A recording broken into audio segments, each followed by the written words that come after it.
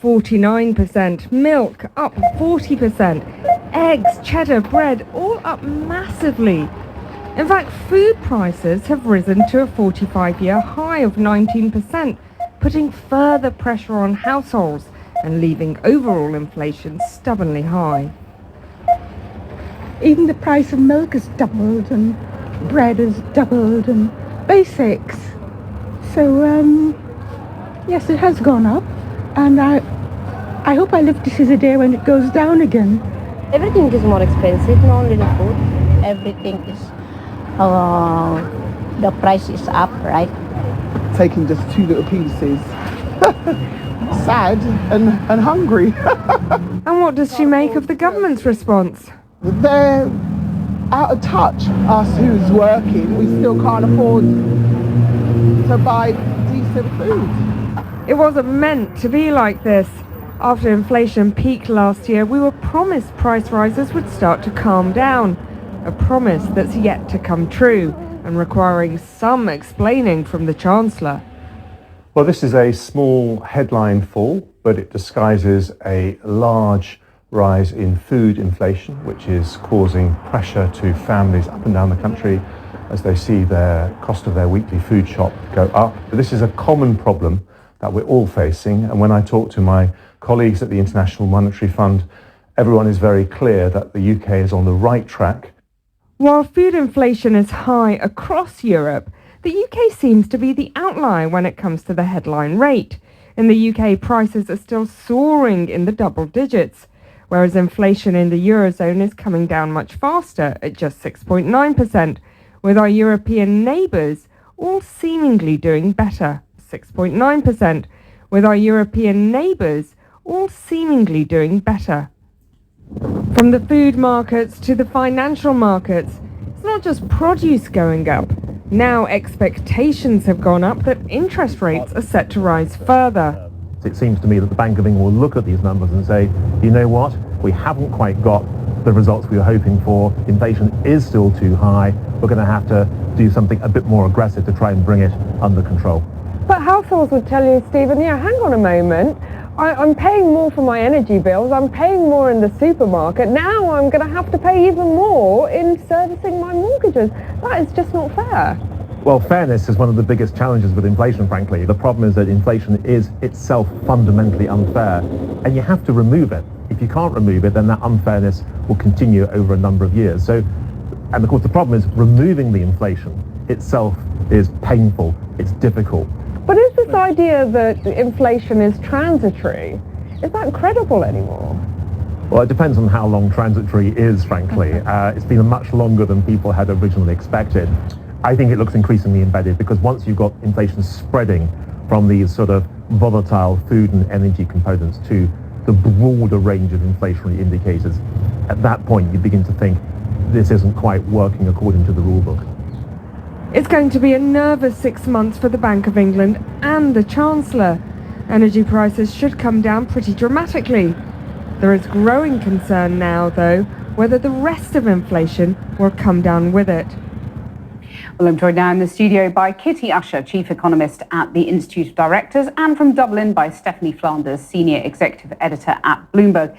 Kitty Usher first, when you look at the fact that in the Eurozone, inflation is coming down much faster, is Brexit broadly to blame for the fact that inflation here is so much stickier?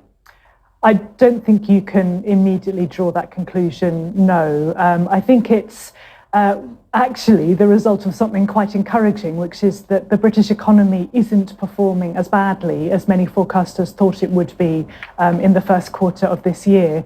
So we've got more demand in the economy, unemployment is really low, and that means that the impact of raising interest rates hasn't fully changed expectations of falling inflation, and so there's a bit further to go.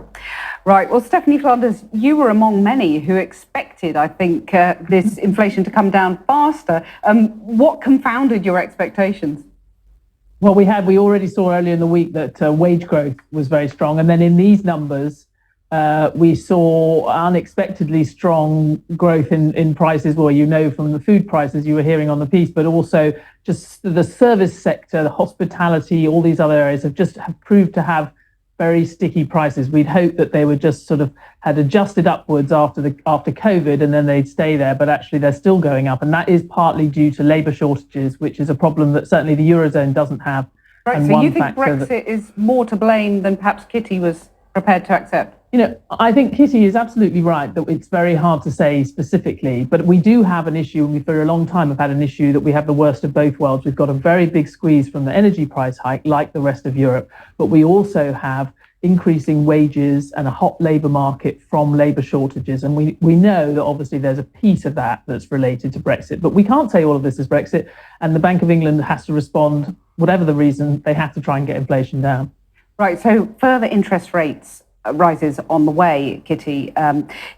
In that context, and with food inflation soaring, I mean, milk going up 40%, employees have got every right to ask bosses for mega pay rises, haven't they?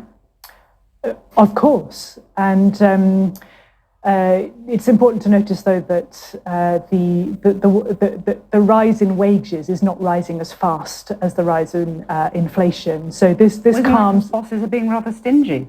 Well, this calms economists down a bit, because what they're really frightened about is what's called a wage price spiral, where inflation rises by a certain amount, wages rise by more, and so inflation rises by more, and it accelerates and takes off. So it doesn't calm economists down. But I mean, what about the poor employees struggling to pay for milk that's 40% higher? Of course, it's really hard, and we've had a lot of debate about the cost of living problems. And it is absolutely right that there is a problem with labour shortages. But of course, what's different in Britain is not that we're outside the EU, is that we have a much higher increase in inactivity, which doesn't seem to have taken place elsewhere. Yeah. So there is a labour point, but it's a slightly different one there. Stephanie, do you think that the government's going to have to give on public sector pay rises? We've been talking about private sector pay rises and employees asking for wage rises, but when it comes to public sector, given these price rises, the government might have to budge, mightn't they? Given these price rises, the government might have to budge, mightn't they? I think what inevitably there's going to have to be a bit of movement and certainly more discussion, especially, for example, with regard to the nurses. The fact that that vote was actually quite close, I would have thought would suggest that they don't have to do that much more to make progress on that. So I think that's definitely true. But look, everyone is going to take a hit, and we heard on the piece, inflation is unfair, but it's also reflecting the fact the world has got more expensive for us. So we are taking a hit, and we're poorer because of that. And there's no magicking that away with wage increases. Well, Kitty, are some people taking more of a hit than others? For example, is there profiteering going along amongst businesses?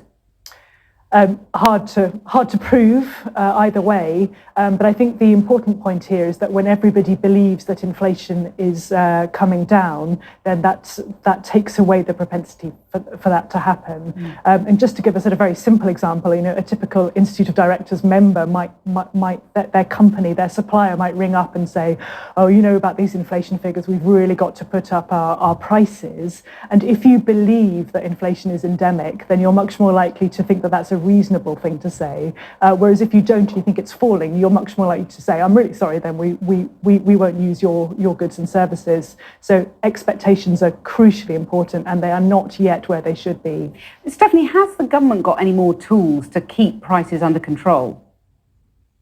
There's plenty of tools that will, go back to the 70s, which, well, I think economists would hope they don't use them. You can start trying to have price controls, but in the end, that basic reality of things have become more expensive. It's very hard to avoid that. I think what they will be hoping is that the Bank of England, with one, possibly another interest rate rise, will have had enough of a squeezing effect on the economy that inflation starts falling faster. It will start to fall. We were wrong this month, but I think there are reasons to think it will continue to fall. It's just, unfortunately, we'll probably still be quite far off target by the end of the year. You're normally right, so we'll let you off. Stephanie Flanders, Kitty Usher, thank you very much.